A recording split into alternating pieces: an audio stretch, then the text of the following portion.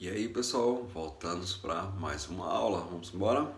Olha, a aula passada a gente falou um pouquinho sobre o período, né, do que foi o desenvolvimento industrial trazido por JK, né? A gente teve todo esse processo do crescimento desenvolvido aí por JK.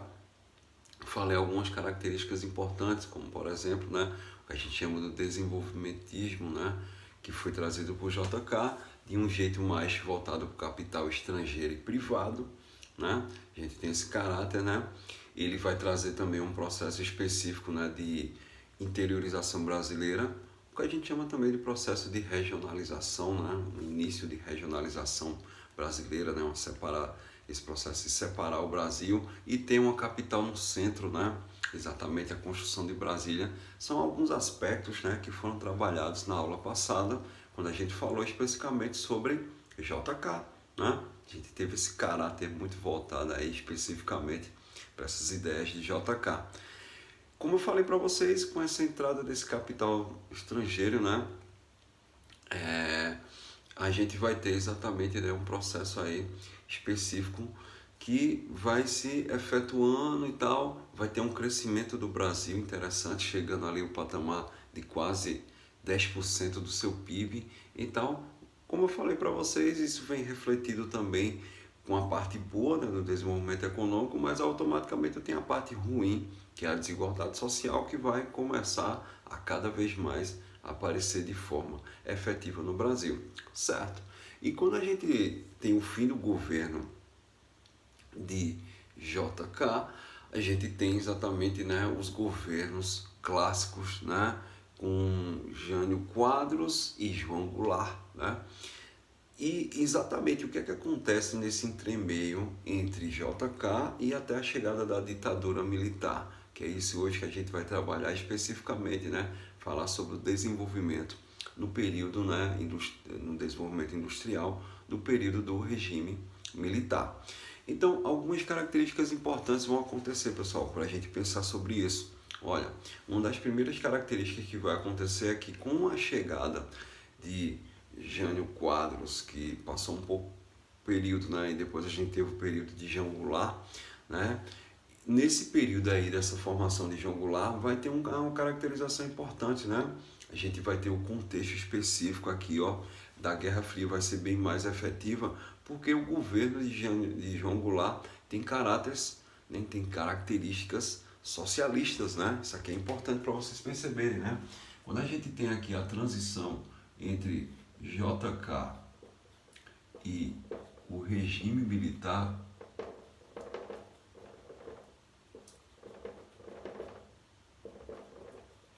quando eu tenho essa transição aqui específica, né, o que é que vai acontecer? No meio aqui eu tenho, né, o Jango, né?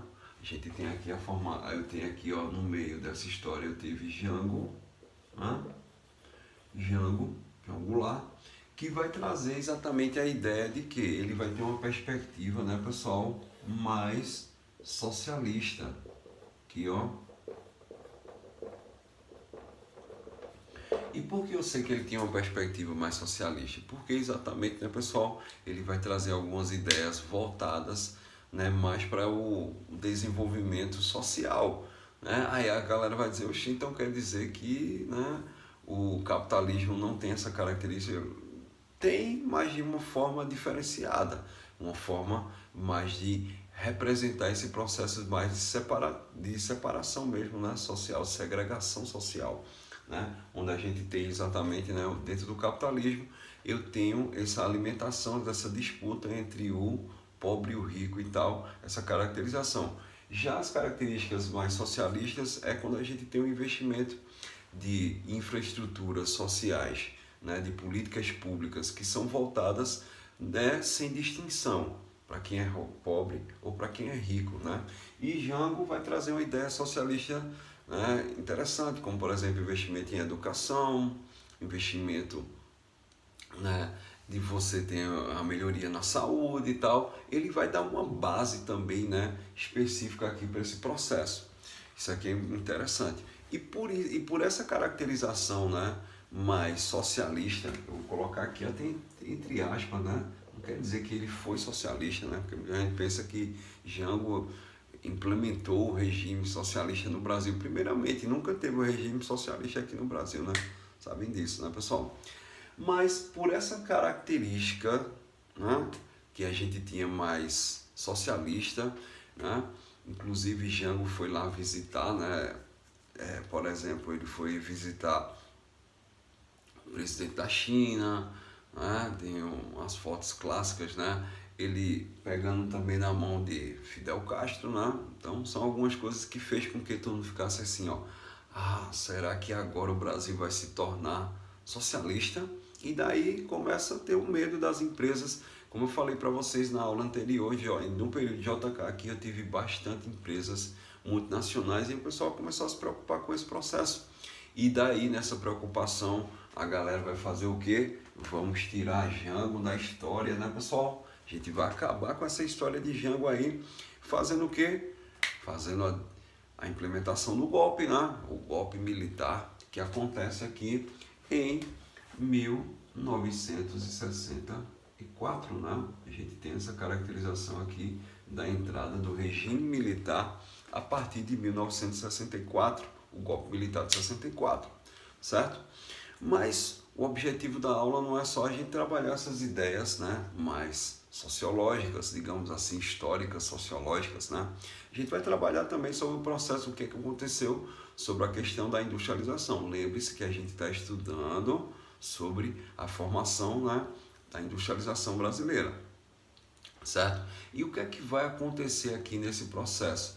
Vai acontecer especialmente, né, pessoal, um processo da digamos, a efetivação desse processo da entrada do capital estrangeiro aqui, ó. O regime militar, ele vai se ter como base, né, digamos assim, principalmente aqui, pessoal, ó, as relações econômicas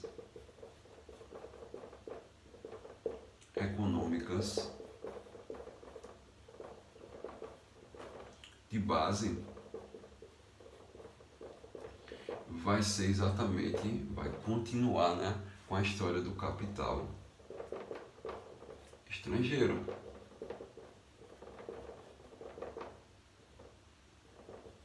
Então, ó, o capital estrangeiro era o que sustentava todo esse processo, né, toda essa caracterização.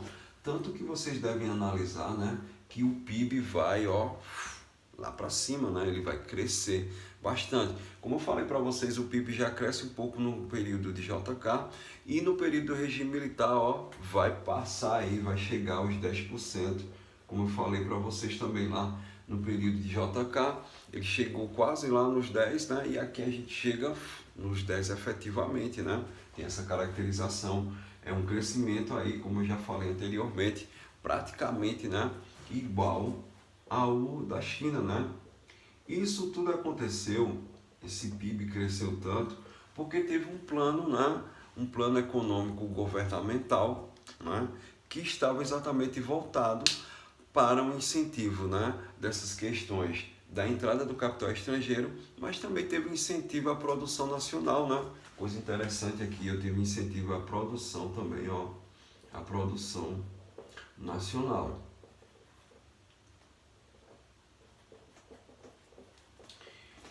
Isso incentiva a produção nacional, também gerou, né, um processo de criação de infraestruturas, né, pessoal? A gente tem aqui, ó, a criação de infraestruturas, né? Vou colocar aqui para vocês, isso aqui é importante, né? Vou pagar aqui esse início aqui, o que foi a transição, né? E eu tive aqui especificamente, né, a questão do aumento da infraestrutura, né, desse plano de governo aí, plano econômico do governo. Eu trouxe exatamente, né, o aumento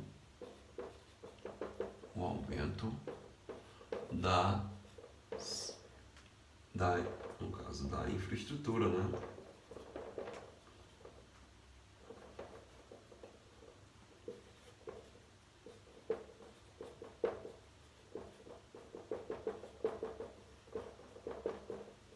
Pessoal, esse aumento da infraestrutura gerou algumas coisas importantes aqui que foram construídas também no Brasil no período, né, do regime militar. a gente teve algumas características importantes, como por exemplo, vocês devem lembrar, classicamente, né, a gente teve aqui construção clássica da hidrelétrica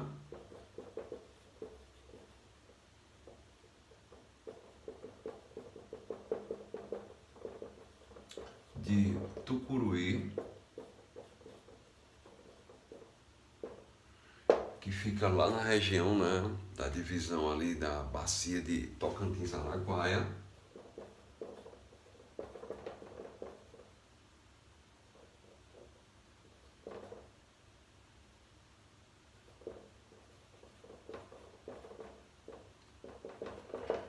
Era uma tentativa de você fazer digamos assim, né, um direcionamento mais ao norte.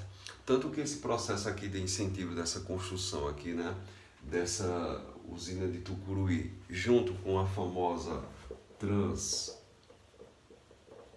Transamazônica, gerou exatamente o caráter, né, pessoal?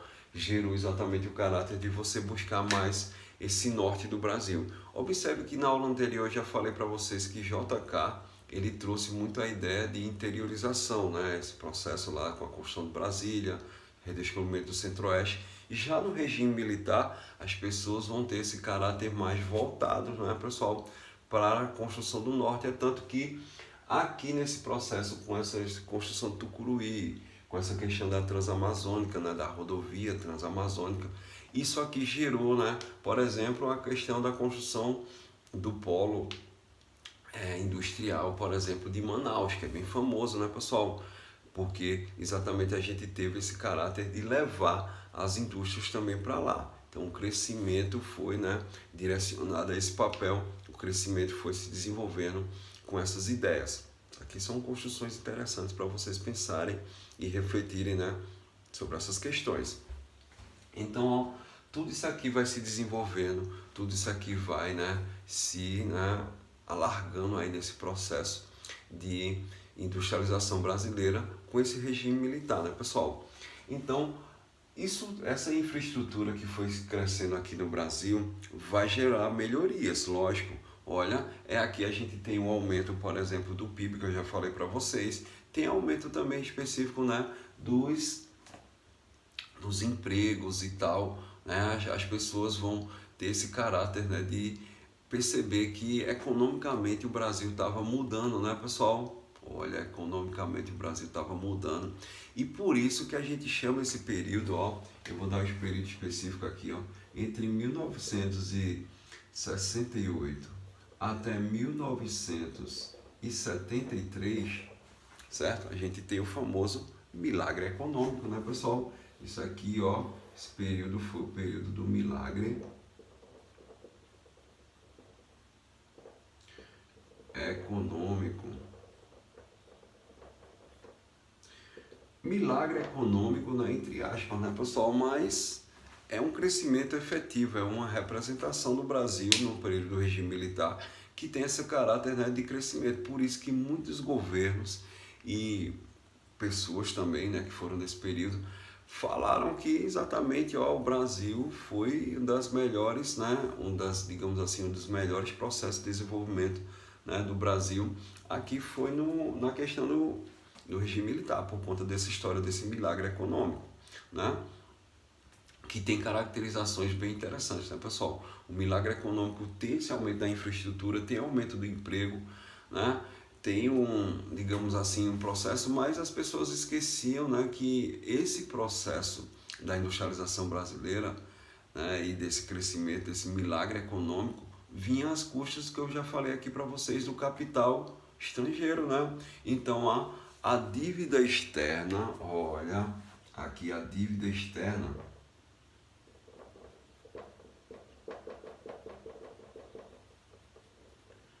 também vai, ó, lá para cima, né? A dívida externa brasileira vai aumentar absurdamente aqui. Se analisar um pouquinho os números da época, né, pessoal? A dívida externa estava, ó, lá em cima também. O PIB estava crescendo, estava, mas automaticamente também a dívida externa estava se alargando. E isso ia gerar consequências lá na frente, né, pessoal? Ia gerar consequências lá na frente, que as pessoas não se atentaram, digamos assim, especificamente, e todo mundo achava que estava tudo oba-oba, né? Porque eu estava tendo meu emprego, o dinheiro estava entrando e tal, né? E as coisas estavam praticamente funcionando. Só que isso ia gerar, pessoal, você tendo um aumento da dívida externa muito grande, isso vai gerar exatamente as formações, né? Que eu já falei aqui para vocês também, as formações, né? Do aumento inflacionário, né? A gente vai ter a inflação também, ó. A inflação estava sendo controlada no período que o PIB meio que equilibrava, mas essa consequência de você ter esse processo da dívida externa sempre aumentando e faltando algumas coisas de incentivos, né, fiscais aqui dentro, isso vai gerar também, né, pessoal, um aumento da inflação, né, que foi bem repercutivo, né? No regime militar a gente não vai ver isso efetivamente, mas vai ser bem repercutivo quando a gente tem exatamente, né, a chegada, olha, do período de redemocratização, né? Vocês vão lembrar que os primeiros presidentes do período da redemocratização, né, como o próprio Sarney, a inflação era absurda, né? Era um crescimento da inflação absurda e o governo não tinha como controlar isso, né? E isso foi reflexo exatamente, né, pessoal, de todo esse legado também que o regime militar deixou para a gente, né? Olha, para vocês pensarem aí também sobre essa caracterização. Foi muito bom na época, vou dizer para vocês que foi, né, porque as pessoas tinham essas questões, só que isso gerou consequências posteriores, né? Para vocês pensarem aí sobre essas características. Uma outra coisa que você deve lembrar, né, pessoal? Não posso deixar de falar, né? O regime militar teve esse crescimento em infraestrutura, desenvolvimento nacional, tá? Mas a gente não pode esquecer que aqui a gente tinha uma questão mais rígida militar que gerou alguns processos, né, de censura, né, o clássico que a gente deve lembrar do regime militar, essa questão da censura, essa questão voltada muito para que a classe artística meio que fosse esquecida, né? Quem criticasse exatamente o comportamento do regime militar ia sofrer consequências, né? São algumas coisas que vocês devem pensar e analisar, né? Quando a gente fala sobre o regime militar, tem altas coisas interessantes para vocês falarem e pensar, porque muita gente tem uma visão do regime militar muito voltada para esse crescimento aqui, né? É nesse processo, por exemplo, que muita gente vai sair das suas casas, né, dos seus interiores, do Nordeste principalmente, e vai se direcionar para ir trabalhar em São Paulo. Se vocês pararem para analisar, né, vocês pesquisarem aí dentro da família de vocês, você vai perceber que sempre tem um parente que fez isso, né, nesse período aqui do regime militar, porque exatamente tem essa caracterização, o Brasil está crescendo, o Brasil está se desenvolvendo e tal, e vamos aproveitar e vamos nessa, né? Mas, como eu falei para vocês, algumas coisas não são bem assim como a gente imagina, porque tinha tinha essa censura, esse aparato de colocar você dentro da bolha para você não poder criticar exatamente as ações que estavam, né, voltadas para uma consequência que ia ser gerada lá na frente, né? E outra coisa, você perdia a sua liberdade de expressão e tal. São algumas características que a gente vai lembrar quando fala sobre esse regime militar, certo, pessoal? São algumas coisinhas que vocês devem ficarem atentos, né, o que é que estava acontecendo. Fala-se muito sobre esse milagre econômico, né? Inclusive governos atuais falam sobre esse milagre econômico, tanto dizer, né, a inspiração brasileira, né? Só que falta, como eu falei para vocês, né, falta você ter o olhar também que aqui aumenta também os arroxos salariais, né? O dinheiro que é gerado não era repassado totalmente para a população, né? E a dívida externa estava lá, ó, crescendo a vento e popa, né? Isso são coisas que vocês devem pensar e refletir, né, sobre esse crescimento de infraestrutura que estava acontecendo no Brasil, junto com essa história do milagre econômico, certo? São algumas dicas importantes sobre essa história, né, do regime militar brasileiro, ok? Além disso, para a gente fechar, né, pessoal, uma coisa que foi começada, como eu falei para vocês, né, ainda em JK e foi continuada também, né, nesse período específico do regime militar, foi a questão da regionalização brasileira.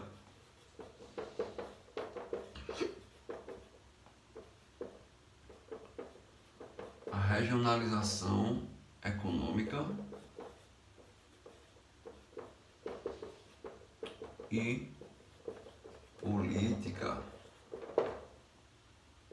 Olha, essa regionalização ela estava voltada a você criar órgãos, olha, você vai criar órgãos políticos que tem como base, né, a fazer um incentivo do crescimento de uma determinada região. A gente deve lembrar alguns órgãos clássicos aqui, como por exemplo a Sudene, no Nordeste, né, galera? Tem a Sudene no Nordeste. E tem, por exemplo, a Sucan, Sudã, Sudã que acontece lá no norte, né, do Brasil e tal. Isso aqui são exemplos para vocês pensarem, né? São exemplos desses órgãos que eram criados com o incentivo, né, de trazer um processo de produção efetiva, né, para essas regiões, né, brasileiras. É como se fosse assim, o governo dissesse, ó, eu estou criando esse órgão e esse órgão vai ficar responsável aí para, né, criar infraestrutura e desenvolvimento para a região que ele está sendo inserido, certo, pessoal? E vocês devem lembrar, né, que foram criados aí prédios gigantescos, né? A gente fala muito sobre a questão dos elefantes brancos, né? As obras dos elefantes brancos, que são exatamente obras que são feitas e faraônicas, né? Até a gente teve altas obras faraônicas aqui também do governo, do regime militar, como eu já falei para vocês aqui no quadro anterior. Por exemplo, a Transamazônica, ela começa no regime militar, pessoal, e até hoje a gente tem lugares ainda que não foram ainda pavimentados. Tem parte da Transamazônica ainda que é na terra. Então, são obras inacabáveis, né? Morreu muita gente para fazer todo esse processo. São obras gigantescas e tem como objetivo principal, né, mostrar que o governo está evoluindo, o governo está se desenvolvendo, né? E exatamente vai fazer essa produção voltada a essa infraestrutura. Olha, sobre a produção de energia também, na usina de Tucuruí, mesmo para a produção da hidrelétrica de Tucuruí, morreram várias pessoas, várias coisas aconteceram, né? Então, tem um caráter muito voltado para você mostrar que o negócio está grande, gigantesco, aquela obra gigantesca, para mostrar para o povo, né, que o negócio está desenvolvendo. Só que na realidade, se a gente parar para pensar um pouquinho, não é bem assim, né, galera? Porque são obras que vão ficar lá e depois vão ser esquecidas ou não vai ter tanta utilidade. Estou dando um exemplo aqui porque se você for hoje, né, a Recife, né, capital aí, Pernambuco, né? Se for para Recife, você pela 101 ali, passar próximo ali à Universidade Federal de Pernambuco e tal, que ela fica bem ali na 101, né, pessoal, o campus da UFPE, você vai perceber que lá, logo assim do lado direito, né, você indo em direção, né, a questão do norte, né, de Pernambuco pela 101, você vai perceber ali que tem um prédio grande, gigantesco da Sudene, né? Tem um prédio gigantesco da Sudene que virou um prédio praticamente abandonado, né, pessoal? Um gigantesco lá construído e ele ficou abandonado. Então, foram incentivos de regionalização brasileira? Foram sim, né? É um incentivo da regionalização brasileira, lógico que foi. Mas, né, de criação de órgãos que vão trabalhar, né, em prol do desenvolvimento do Nordeste, do Norte e tal, do Sudeste, mas ficou, né, naquela coisa meio esquecido, foi criado, mas ficou ali guardado e a gente não sabe, né, que fim vai ter esse processo aí de desenvolvimento, certo, pessoal? Então, tudo isso acontece, como eu falei para vocês, vai ter uma consequência, né? Lembre que o regime militar foi de 64 até 85. E quando a gente chega na década de 80, olha, aí aqui a gente vai falar do fim, né, do regime.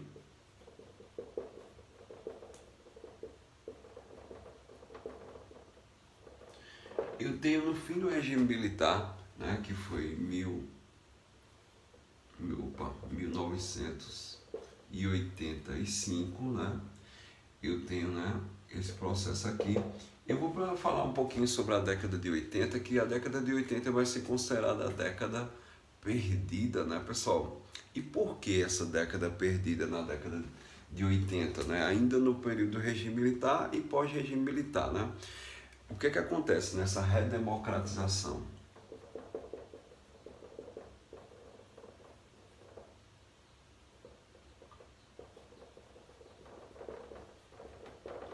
O que acontece nessa redemocratização? Acontecem os reflexos que foram deixados, né? Não foi um legado, né, bom, foi um legado ruim, exatamente, né? Como eu falei para vocês, a dívida externa estava muito alta e a inflação começa a ser refletida nesse processo, né? E a inflação brasileira vai crescer, crescer, crescer, automaticamente as indústrias e o acesso ao dinheiro que precisava para alimentar todo esse processo do avanço industrial brasileiro vai sendo reduzido, né? E daí a década perdida chega, né, pessoal? Década de 80, chamada, né, de década perdida, onde tudo vai estar, ó, estagnado, estacionado, né? Exatamente vai ter essa caracterização específico, né, nessa redemocratização brasileira. Então, o Brasil meio que vai parar, né? Como eu falei para vocês aqui, ó, inflações altíssimas, vai ter o aumento do desemprego, vai começar a história, né, especificamente das pessoas começarem a passar fome, né, pessoal? E isso vai ser tudo reflexo aí dessa má construção, né, dessa desorganização desse processo aí econômico e industrial também, certo?